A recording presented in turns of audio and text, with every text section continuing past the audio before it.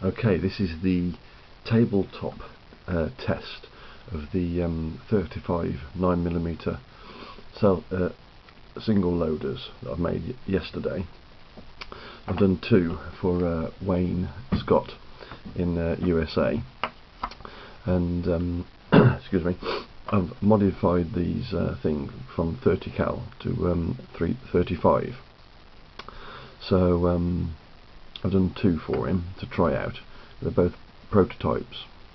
So so I show them. So I'll put on this one then, so you know what it is. Yep.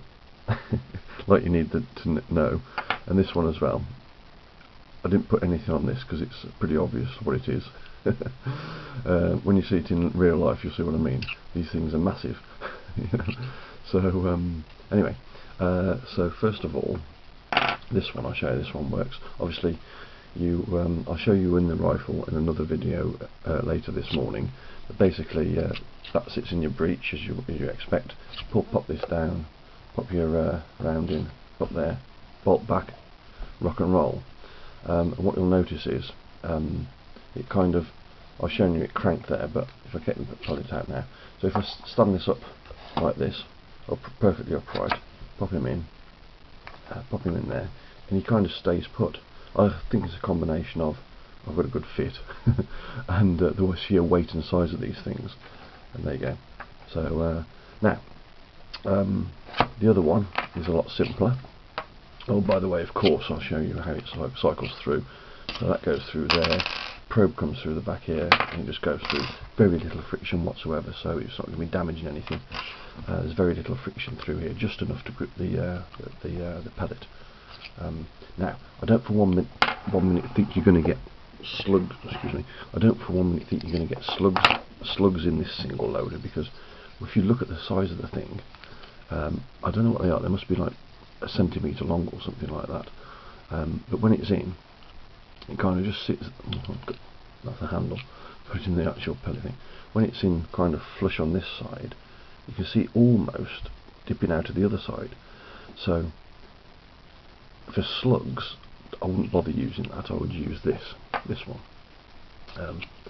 Now, in theory, if you think about it, the diameter of this thing here, this base, which friction fits into the magazine slot, is 15mm. So if this was in, because there's no restrictions on either side of it like there are on one of these holders, you can have a 15 or even possibly a 16mm slug in there.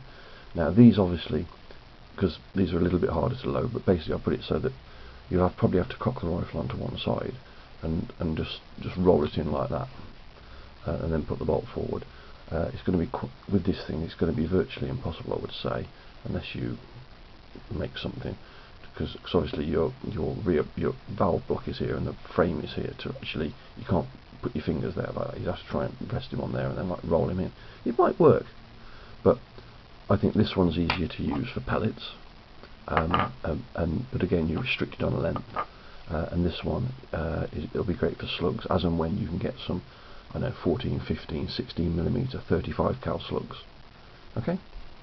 Oh, there was one other thing I wanted to show you, because this is all, because I don't have, as you've probably guessed by now, I don't have a 35 cal barrel or a pellet probe, so this is all pretty much guesswork. But if you put that pellet in there, what I've done to try and test it, and like it's quite difficult to hold.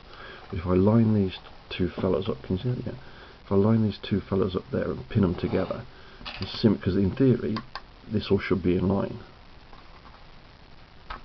and it goes through with that little bit of friction that you saw earlier. So let's test that again. I think not quite lined up again. I think, yeah, I think it's going to work. Is what I'm saying. And there's a pivot pin I've put in there. I've rebaited.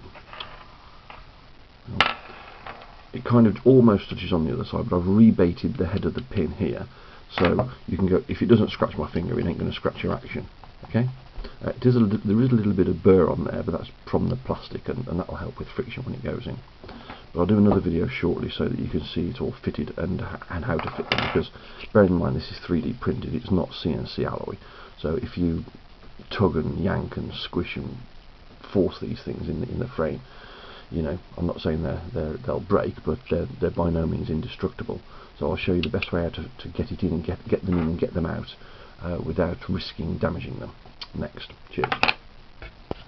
Thanks for watching, I should have said.